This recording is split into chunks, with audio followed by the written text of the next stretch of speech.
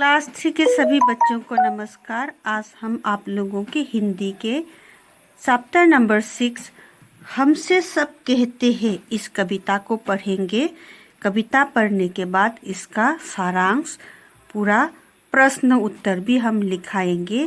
तो कविता को अच्छी तरह ध्यान से पढ़ेंगे और प्रश्न उत्तर को आप लोग उतार लीजिए। हमसे सब कहते नहीं सूर्य से कहता कोई, धूप यहाँ पर मत फैलाओ। कोई नहीं चांद से कहता उठा चांदनी को ले जाओ। कोई नहीं हवा से कहता खबरदार जो अंदर आए। बादल से कहता कब कोई क्यों जलधार यहाँ बरसाए। फिर क्यों हमसे भैया कहते यहाँ न आओ भागो जाओ। अम्मा कहती है घर भर में खेल खिलौने मत फैलाओ। पापा कहते बाहर खेलो खबरदार जो अंदर आए। हम पर ही सबका बस चलता जो चाहे वो दाद बताए। इस कविता को लिखा है निरंकार देव सेवक जी ने। अभी आइए कविता का सरल अर्थ हम जान। इस कविता के माध्यम से आप लोगों की तरह छोटे बच्चे के मन में क्या होते हैं, किस तरह की शिकायत है, ये बताया गया है। बच्चे कहते हैं सूरज चांद हवा और बादल से कोई कुछ भी नहीं कहते हैं, लेकिन जब हम जहाँ पर भी खेलते हैं तो भैया भी भगाते हैं और घर भर में खेल खिलौने बिखरते हैं तो माँ भी हमको बाहर निकालते हैं और पापा भी हमको घर के बाहर जाके बाहर खेलने के लिए बताते हैं। हम पर ही सबका बस चलते हैं, जो चाहे जिसका मर्जी है वो बोलते हैं, हुक्म चलाते हैं। इस तरह की शिकायतें हैं। अभी हम प्रश्न अभ्यास की तरफ जाएंगे। नया शीर्षक।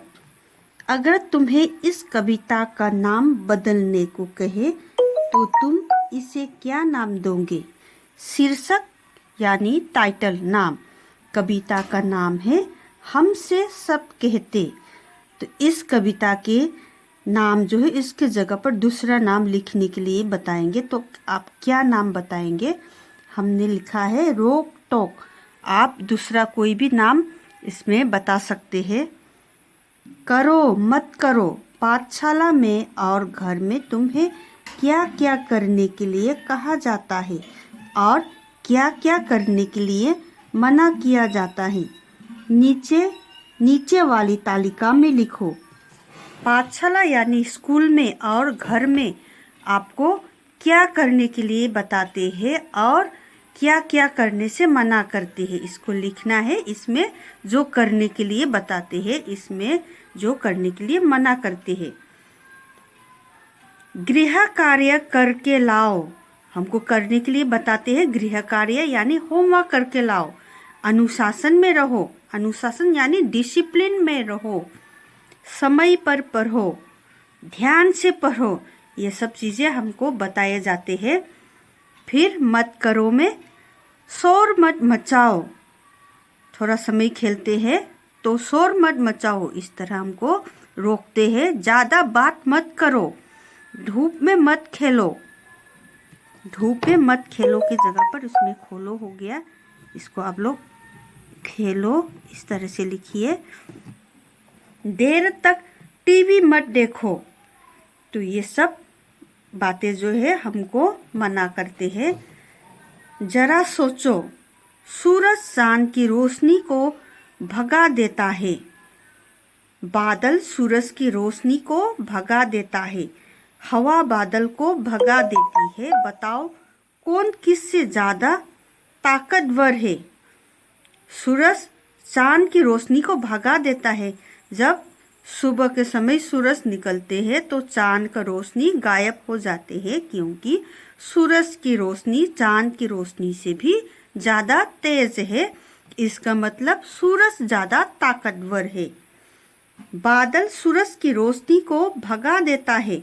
कभी कभी बादल सूरज को ढक देते हैं, तब हमको सूरज दिखाई नहीं देते हैं। उस समय सूरज से भी बादल ज़्यादा ताकतवर बन जाते हैं। हवा बादल को भगा देती है।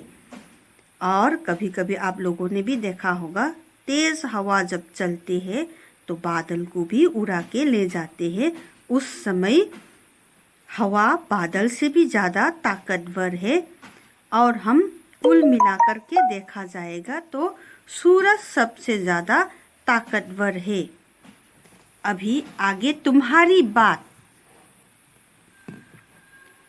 अम्मा पापा भैया दीदी सभी बड़ों का बच्चों पर बस चलता है। तुम्हारा किस किस पर बस चलता है? तुम्हारा किसके ऊपर बस चलता है, इसको लिखना है। अपने खिलौने पर। अपने खिलौने के ऊपर तो सबका बस चलता है। टीवी रिमोट पर। घर में बच्चा लोग जीत करके टीवी देखते हैं। टीवी रिमोट पर मेरा बस चलता है। तुम्हारे घर में तुम्हें कौन कौन टोकता रहता है? बड़े लोग। हमारे घर में बड़े लोग हमको टोकते हैं, जैसे पापा मम्मी भैया दीदी मुझसे टोकता रहता है। किन किन बातों पर तुम्हें अक्सर टोका जाता है? तो किस बातों पर तुमको टोकते हैं? जब मैं नहीं पढ़ता हूँ, टीवी देखता हूँ, मोबाइल खेलने से। कभी कभी मोबाइल खेलते हैं तो पापा टोकते हैं, टीवी देखते हैं तो मम्मी टोकते हैं, नहीं पढ़ते हैं तो पापा मम्मी दीदी भैया कोई भी बड़े लोग जो दिखाई देते हैं वो टोकते हैं हमको। बच्चों, टोकने का मतलब जो मना करते हैं, जो नहीं करना चाहिए, इस तरह से हमको मना करते हैं। कौन सी चीज़ कहाँ? सालू को बहुत सी चीज़ों के नाम आते हैं। उसने नामों को लिख लिख कर पट्टी भर ली।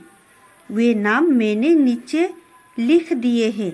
सालू की सूची। सालू नाम है किसी बच्चे का, उसको कई सारे चीज़ों के नाम पता है, उसने नाम को लिखा है। नाम इस प्रकार से है: शक्कर, कबड्डी, पपीता, मार कुटाई, लोमड़ी, गुलाब जामुन, शेर, ककड़ी, शतरंज, बल्ला, मगर, लड्डू, गाय, बेर, पेरा, बकरी, गिल्ली, कबूतर, पतंग, मसाला, लट्टू, तोता, शहतूत, चटनी। अब क्या करना है हमको? अब सालू यह सोच रही है कि किस नाम को किस खाने में लिखना है।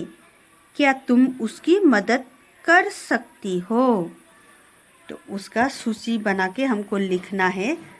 तालियों में तालिका बना के, इस तरह से सूची बनाया है। तालिका बना के देखिए नीचे अक्षर, जिस अक्षर से शुरू होते हैं।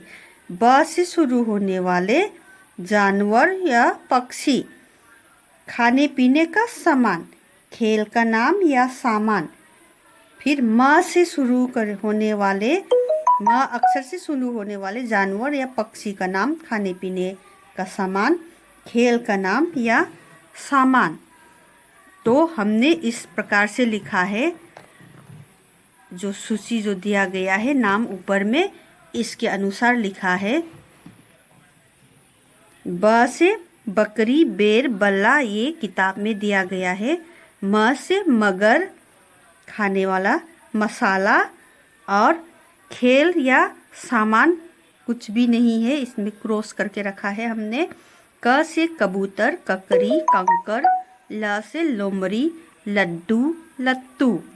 प से जानवर या पक्षी का कुछ भी नाम नहीं है, क्रॉस किया है। खाने पीने का सामान, पपीता, पेड़ा, खेलने का सामान, पतंग। ग से गाय, गुलाब जामुन, गिल्ली। स से शेर, शहतूत, शक्कर, शतरंज। इस तरह से लिखा है। ऐसे ही खेल तुम और अक्षरों के साथ खेल सकते हो। अलग तरह के खाने भी बना सकते हो, जैसे ट से शुरू होने वाली गोल या लाल चीज़। अब हर एक खाने के नाम वर्णमाला के हिसाब से क्रम से लगाओ। जानवर या पक्षी, ट से शुरू होने वाले जानवर या पक्षी हमने टिटहरी लिखा है, आप और कुछ भी लिख सकते हैं। खाने पीने का सामान, टिकिया, टमाटर, टिंडा। खेल का नाम या सामान, टेबल, टीवी, टोपी, टीटी और भी कई सारे हैं, आप इसमें जोड़ सकते हैं। आगे, हमसे सब कहते कविता में जिन लोगों, चीज़ों और जगहों के नाम आए हैं उन्हें नीचे दी गई तालिका में लिखो। लोग, लोगों में अम्मा, पापा, भैया, हम। शीश, खिलौना और कुछ भी नहीं है, खिलौना का नाम जिक्र है। जगह, घर भर, जहाँ, अंदर, बाहर। अब कहानी की बारी है। यह कहानी तुमने कई बार सुनी होगी। कौवा और लोमड़ी। एक बार एक कौवे को एक रोटी मिली। लोमड़ी ने सोचा क्यों न मैं इस कौवे को मूर्ख बनाकर रोटी ले लूं। अभी आगे क्या होता है देखिए। लोमड़ी बोली, कौवे भाई तुम इतना अच्छा गाते हो, मुझे भी एक गाना सुनाओ। कौवे ने जैसे ही गाने के लिए मुंह खोला, रोटी नीचे गिर गई। लोमड़ी रोटी लेकर चली गई। इस तरह एक कहानी खत्म हुआ है और उसके आगे और एक कहानी है। अभी हमको क्या करना है, आओ अब इन्हीं चित्रों से एक नई कहानी बनाए। एक बार एक कौवे को एक रोटी मिली। लोमड़ी ने रोटी कौवे से लेने के लिए उपाय सोची। लोमड़ी बोली, कौवे भाई तुम इतना अच्छा गाते हो, मुझे भी एक गाना सुनाओ ना। कौवा चतुर था, उसने रोटी को अपने पंजे से पकड़ा और गाने लगा। लोमड़ी को पता चल गया कि उसे रोटी नहीं मिलने वाली है। ये वाली है, इसको हम इधर लिख के दिखा रहे हैं। वह उदास होकर चली गई। अब कौवे ने मज़े से अपनी रोटी खाई। इस तरह हमारा कहानी भी संपूर्ण हुआ और कविता का प्रश्न अभ्यास कविता भी संपूर्ण हुआ। अगले कक्षा में मिलेंगे, तब तक अपना ख्याल रखिए।